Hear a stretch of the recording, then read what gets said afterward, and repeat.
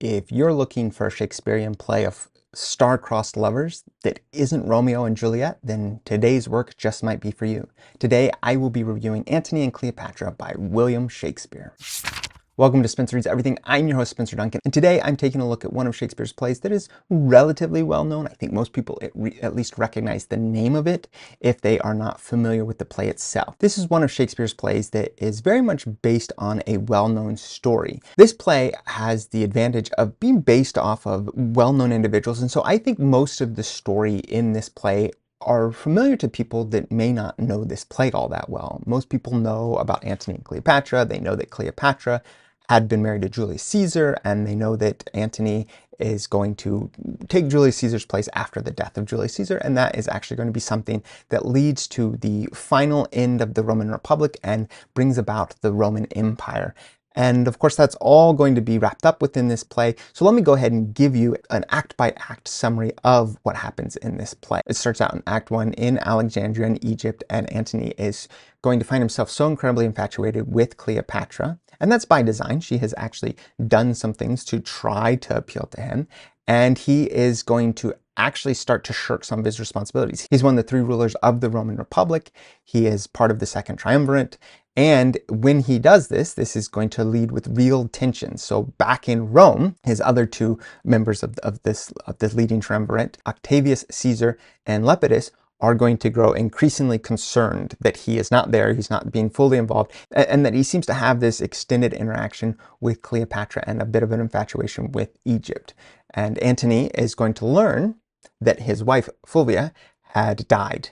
And so this is actually going to make it all the more unstable between everyone because his connection and his growing interest in Cleopatra now has more room to grow considering his wife has passed away. So of course he is then encouraged to turn to Rome with that happening because one, he needs to take care of the political business in Rome, but he also wants to make sure that he presents himself as a truly mourning widower. In Act 2, when Antony is in Rome, he tries to mend his relationship with Octavius Caesar. He recognizes that it's important for him to be on good terms, especially since he really wants to go back to Egypt and he doesn't want to leave everything unsettled. And so in order to solidify their allegiance, Antony is going to agree to marry Octavia, who is Caesar's sister, even though he's clearly still interested in Cleopatra and is looking to go back to Egypt. But he thinks that this political alliance will help those two to secure their connection to each other and to keep things stable. And so then the members of the triumvirate, they're going to try and negotiate peace with Pompey,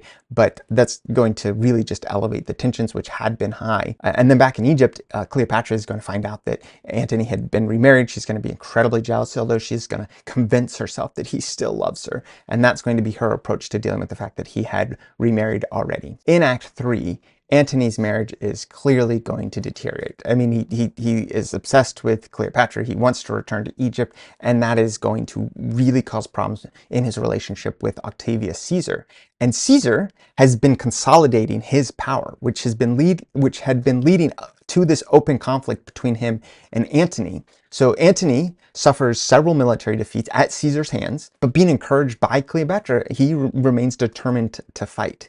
And finally, the third act culminates in a naval battle of Actium, where Cleopatra's ships retreat and they lead to Antony's defeat. Of course, this enrages and it humiliates Antony, and he accuses Cleopatra of betrayal because he thought that they retreated at her orders, but they of course will resolve that and they will reconcile. But it is this really tense moment. And then in the fourth act, we're going to see Antony prepare for a final battle against Caesar. He realizes that with so many defeats that he really has one more chance to try to rally his troops and make one good effort at defeating Caesar, even though he knows he is very outmatched and he knows that he cannot trust Cleopatra's troops because her navy had already failed them, but he remains determined to fight. Cleopatra, on the other hand, is very afraid for her life. So she actually sends false news of her death to Antony. And of course, he believing that she is dead, he's going to attempt to take his own life. And this is, of course, going to mortally wound him. And in a distraught and a near-dead state, he's going to be brought to Cleopatra, and they are going to have one final tragic reunion before Antony does die in her arms. Which brings us to Act 5, where Cleopatra has been captured by Caesar with the defeat of Mark Antony and his troops, but she personally becomes resolved to not be paraded through Rome as a trophy of her defeat. She decides that she will do whatever is necessary to avoid such a humiliating fate. So she is going to send for a poisonous asp, and in a final act of defiance, she's going to take her own life alongside some loyal servants. Caesar is going to discover about Cleopatra's death, and he's going to have a moment of not necessarily contrition, but at the very least a moment of respect for the bond between the two, and so he is going to declare that Antony and Cleopatra are going to be buried together, acknowledging that their life and their love was tragic but noble. And that's how this play ends. Like I said, this is based on relatively well-known historical events and individuals, not just in Shakespeare's time, but even nowadays. Most people know who Antony was. Most people know who Mark Antony was, and Cleopatra. That is still something that if you mentioned, certain images are going to be invoked in people's minds. And I think that's one of the big advantages to this play versus some of Shakespeare's other tragedies. Of course, many of his tragedies are famous on their own right. This one has the advantage of being a well-known play based off of well-known events. And I think that those two things make this a play that can be relatively easy for people to become interested in. Unlike most of the plays that I have reviewed so far, this is a very well-known play. I wouldn't say it's the most well-known, but it is certainly one of the more often performed plays. I read this in high school, so I would put this in maybe the top 5 or 6 of his tragedies at the very least. And I think that this is a pretty good representation of Shakespeare's work. It is not the first play that I would encourage people to read if they are just getting started with Shakespeare, although I do think there's a certain sensibility in encouraging someone to read a play that has a connection to a well-known event and individuals. And just like any of Shakespeare's plays, you're going to find the language is fascinating and very rich and something that you can definitely enjoy if you're willing to put the time in, and if you're curious and you're willing to investigate exactly what lines mean. I think there's a lot in this play for people to get out of. So who would I recommend this for? I would recommend this to pretty much anyone that's interested in Shakespeare and they haven't read it. If you think that you're a fan of Shakespeare and this is not one of his plays that you have read, I would say read it because it is one of the better known ones. And I think that one of the advantages of Shakespeare's plays, especially the better known ones, is the fact there's a larger social value to them. The fact that people know what you're referencing. I think all that makes this a play worth engaging with a little more. Who would I not say this is for? Well, people that aren't interested in Shakespeare.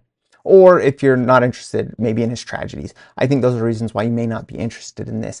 I do think that this is an interesting play to read, and I do think at the heart of it, the idea of the tragedy being the love of these two individuals is distinct from most of his other tragedies. You do have it in some, obviously, Romeo and Juliet, but that is going to be something that sets this one apart, and I think that that is something worth engaging with, although you may not find Antony a very likable character based off of the way he treats his wife and just his attitude towards his commitments. All those are things that may make you a little less interested in rooting for him, but I still think that this is a play that could very much interest most people that are looking for a little more Shakespeare in their life. Of course, I'm really interested in what you guys have to say about this play or about any of Shakespeare's plays. Please let me know in the comments. Don't forget to like, subscribe, turn on those notifications, and until next time, keep those pages turning.